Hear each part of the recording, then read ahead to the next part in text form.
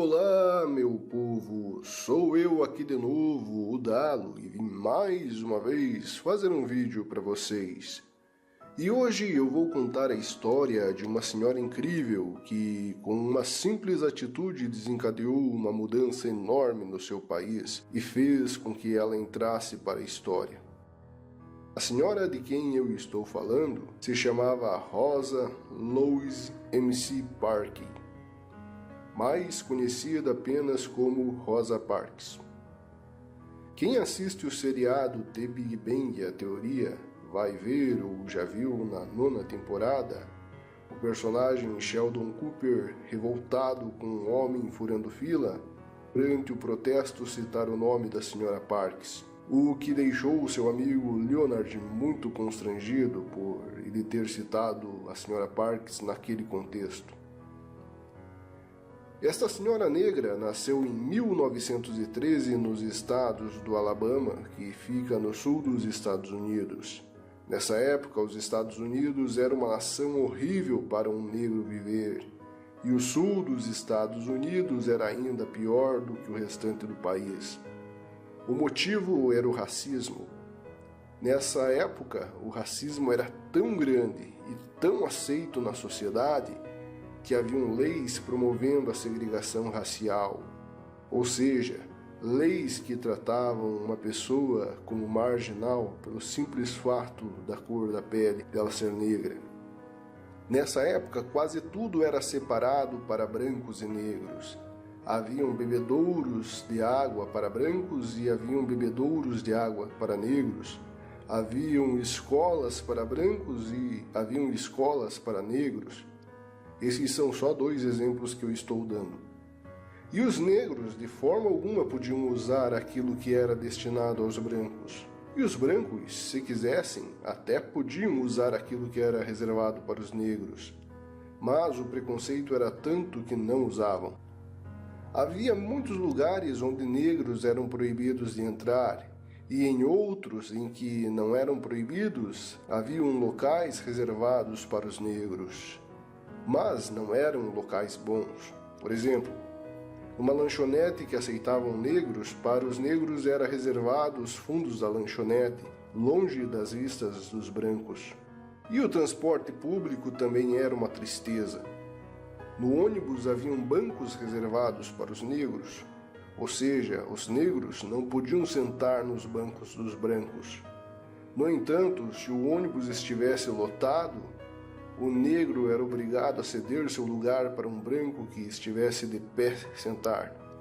Consegue imaginar a seguinte situação? Uma senhora idosa negra está sentada no seu lugar com seu netinho no colo. O ônibus enche.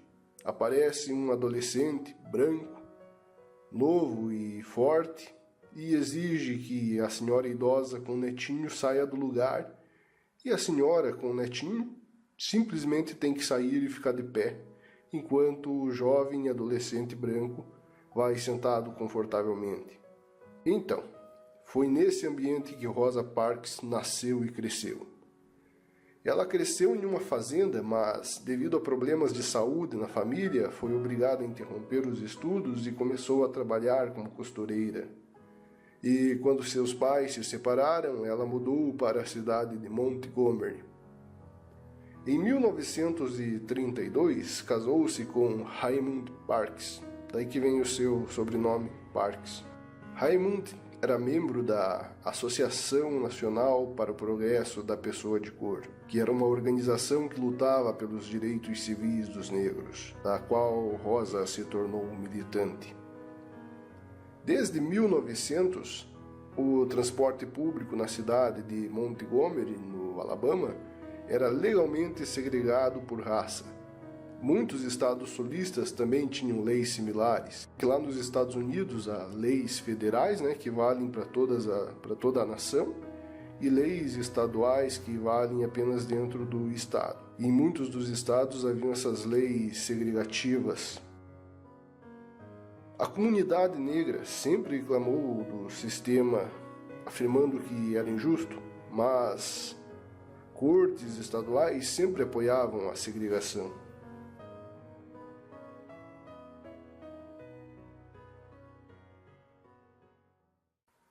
Ao anoitecer do dia 1º de dezembro de 1955, aconteceu o que mudaria o curso da história dos negros nos Estados Unidos e tornaria Rosa Parks o ícone da causa negra da sua nação.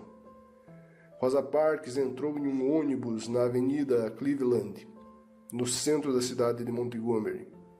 Ela pagou a passagem e se sentou na primeira fileira de assentos reservados para os negros. Desculpem se a pronúncia não for exatamente essa, mas o motorista James Black seguiu viagem em sua rota tradicional. O ônibus ia enchendo até que, na terceira parada, em frente a um teatro, vários passageiros entraram. Black então notou que umas 2 ou 3 pessoas brancas estavam em pé. Para resolver o problema, ele mudou o sinal, ou seja, os bancos dos negros agora não eram mais dos negros, eram dos brancos. Ele exigiu que os passageiros negros sentados levantassem para que os brancos pudessem sentar. Enquanto os outros 3 negros levantaram, Rosa se recusou. Ela se moveu, mas para o assento da janela.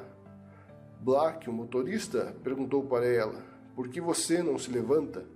Ela respondeu: "Porque eu deveria ter que me levantar." O homem chamou então a polícia e mandou prendê-la. Quando o policial chegou, ela perguntou: "Por que vocês tratam a gente assim?" E o policial respondeu: "Eu não sei, mas lei é lei e você está presa."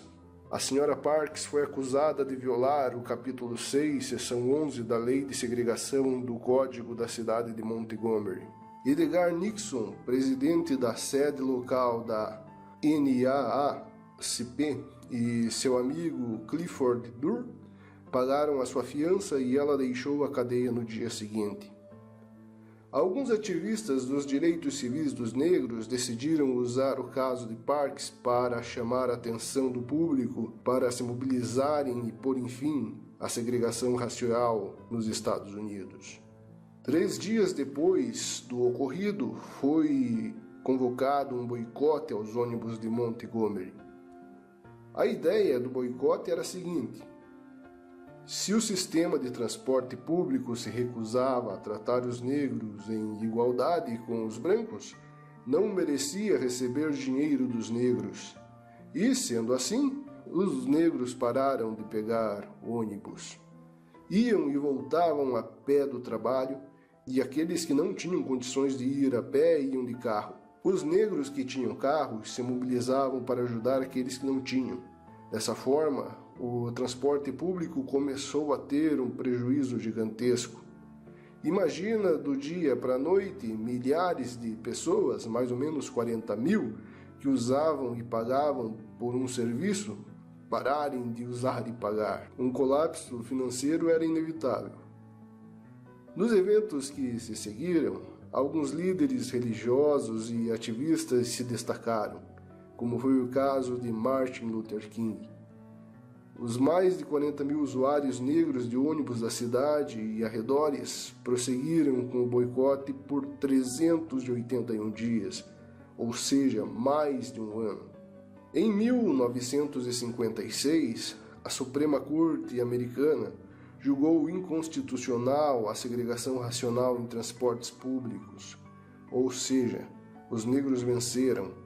Não havia mais bancos reservados para negros e brancos nos ônibus e negros não seriam mais obrigados a cederem lugar. Mas a luta pelo fim da segregação e do preconceito estava só começando. Rosa Parks se tornou então um ícone do movimento dos direitos civis dos negros nos Estados Unidos. Mas isso não foi necessariamente bom para ela no curto prazo. Sanções eram feitas contra os ativistas dos direitos civis e ela teve dificuldade em conseguir emprego e ainda teve de enfrentar a animosidade da cidade. Sofrendo ameaças de morte por parte de grupos de supremacia branca, ela se mudou para Hampton, Virgínia. Ela se mudou novamente, não muito mais tarde, para Detroit. Apesar desta cidade ser mais progressista que as do Sul, Rosa ainda teve que lidar com racismo e segregação. Ela recebeu apoio e manteve contato com líderes dos movimentos civis, como o congressista John Conwer e o reverendo Martin Luther King. Ela continuou nos anos 60 como uma ativista dos direitos dos negros e participou de diversas iniciativas e marchas pela igualdade. Em 1992, ela publicou sua autobiografia, Rosa Parks, Me Story. Acometida de doenças mentais e saúde muito debilitada, seus últimos dias foram sofridos, mas ela sempre lembrava em boa estima os efeitos de sua vida. Rosa faleceu em seu apartamento em Detroit em 24 de outubro de 2005.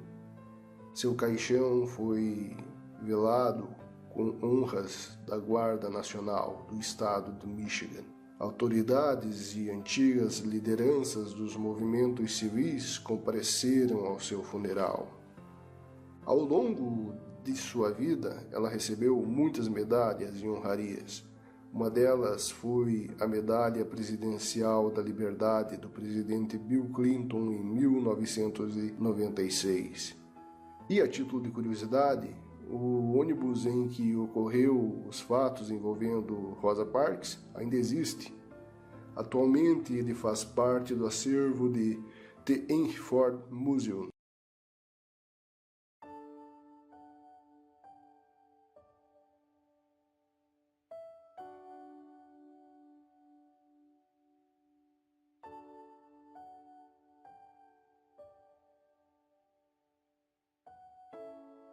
Essa senhora nos deixou um exemplo e uma lição.